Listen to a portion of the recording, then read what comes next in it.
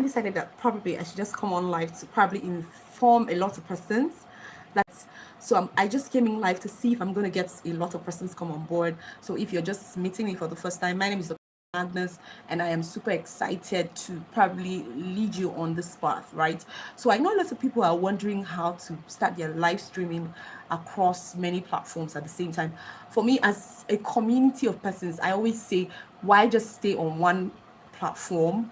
Why you can go on all three or four or five, depending on how much you have to pay per month, right? So every streaming platform as well has different prices that they could charge. So this is just a few minutes to my own life event, and we're already set. So I told myself, why not just come online and then probably teach a few persons how to start their own journey as regards doing live events. So initially, the good thing is just like maybe what I'm doing right now, this is an in-app live, so this is just for YouTube. When you're doing lives like this, your reach will not be truly expanded through to all platforms, so you're more like you're kind of in a loss, right? If you have to do a live and it's just you and a particular platform. Yes, there's so much loss with it, because that means that you have to go on Facebook again and do another live. Have to go on YouTube again and do another live, and like that, like that, like that. And then for God's sake, you know that we're all super busy. So if you get an opportunity to maybe show up on other platforms, my dear, why don't you take it? So that's exactly what we usually do. Anyway, here are the cons. Part of things I've also noticed is that if you want to probably do a live where you're showing up on other platforms, the danger with showing up on other platforms through a streaming materials is that most times the algorithm is not favorable. So I am doing a live right now. I'm likely going to have more people jump on board compared to when I've streamed it, right? Of course, even streaming, a lot of people do well still with their streaming, but then I'm just saying that this is what is usually attainable. Of course, it depends on your number of followers, people you've worked with, the communities you've built. Like I said, every single time anybody gets to meet me, my community on YouTube is quite fresh, it's quite virgin, yes. So I don't really have much people here yet. I'm still building, my community is building. Our headquarters for sale, we can say it's on LinkedIn, but then a lot of people are super confused. How do you run an event and then you are on all platforms? I'll say it again. The one tool that you would need to use is none other than streaming tools. So streaming tools help you appear on all platforms simultaneously at the same time.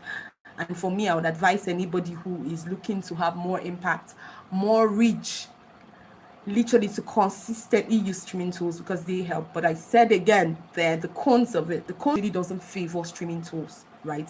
But then in the end, that's one of the quickest way to grow your audience, even though you're not probably not cut out for that particular channel at that particular time. So this is just me explaining a few things. So if you're coming on board, you're welcome. Like I said, we're going to be having our meeting in like I think 15, 20 minutes or so. Sorry, a moment. 25 minutes or so. So this is probably me coming online to see how everyone is doing, and also to send out some reminders, and as well teach that, okay, yes, there are tools that help people engage. So give me a moment. Why am I feeling like okay, there are tools that will aid people come on live across platforms. So one of the two main tools that usually a lot of people use, a lot of persons use, most times either people use StreamYard or Restream, right? StreamYard or Restream. Well, in terms of cost effectiveness, StreamYard is super on the high end, which is not so bad for me based on some of the things I've seen, the features I've seen, right?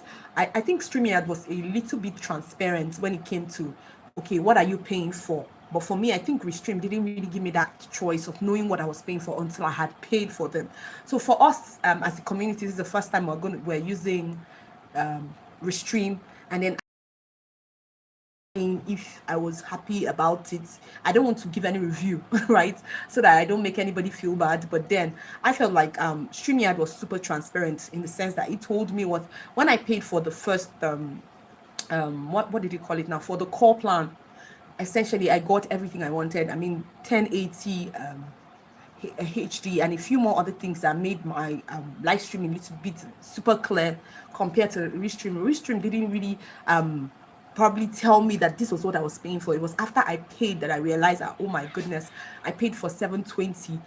And I don't know, I'm not super comfortable. I don't know how people will see it, but then this is just me. I would have just preferred that they give me the highest possible definition for whatever I was doing, compared to just jumping up on something and paying, and then I for God's sake, I can't even see anything super important. But then, of course, like I was saying, it's not so bad. So I said it again. If you're just joining in, well, we're preparing for our life. My life event is going up in, like, let's say 15 minutes from my end, because I have to be there earlier, right? And then I'm here also to say I'm starting up this life in as much as I'm teaching about how to get yourself maybe simultaneously on all platforms. But I said again that the cones, oh, awesome, so good to see you. Okay, I can see Sireng. Okay, you retracted your message. I'm so sorry, I couldn't see that. Then I can see Ajay. How you doing? I am very fine. Thank you so much for coming to my live. Like I said, my community is having a meeting in a few minutes, so I just came on live to just see how many persons are going to show up, and then probably extend my own personal invitation to you. So Ajay, I'm hoping that you're going to come around. Essentially today we're teaching about how to get global remote opportunities world. So that's essentially what we're teaching. We're going to be teaching on how to write Upwork proposals that win, as well as of course the resilience that comes with remote working and all that. So but for the sake of this video, I was just discussing Restream and StreamYard. Of course, if you're new to YouTube, you know that that is one good modality for your increasing your watch hours as well as growing, right? So if you want to grow your YouTube, there's no way you will not have your hearts placed on events, right? Either events like something like that I'm doing right now. I'm doing an event right now, even though it wasn't a planned event, but I get to communicate. People get to come in and see what I do, what my platform does, and it kind of gives a face, right? A face behind. Okay, sorry, give me a moment. I think my network is beginning to dance, so I want to use my Wi-Fi. Okay, so essentially, I think this is better now. Awesome. Oh, Rohit, good to meet you. Well, my name is Dr. Vivian Magnus. So this is my channel, Upskilling with Dr. Money.